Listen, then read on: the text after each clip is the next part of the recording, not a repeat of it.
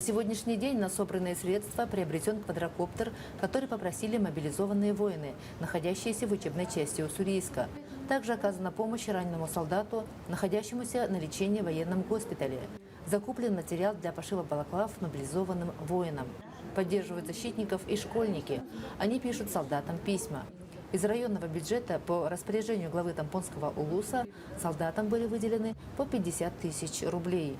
Они как бы вообще пошли ребятам на пользу. Они там купили себе тоже необходимые вещи, которые, не все же мы можем отсюда отправлять, да? Вот поэтому, и они уже брали то, что им, конечно, нужно. И тоже как бы были благодарны вот именно за это. Я думаю, что, наверное, не только у нас в Тампонском районе, но, наверное, по всей России, очень много людей, которые просто относятся к этому с пониманием, и все стараются как-то помочь. В Хабаровске, Уссурийске, Улан-Удэ нашлись неравнодушные земляки, которые откликнулись помочь мобилизованным ребятам из родного Тампонского района.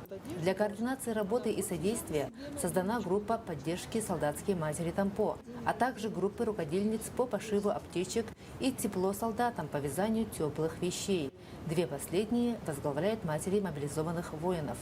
Боевой дух наших воинов во многом зависит от того, что их ждут дома. И вот поэтому мы все мобилизовались и организовали помощь нашим мобилизованным, вяжем теплые вещи им, чтобы отправить, чтобы они получили частичку тепла от нас.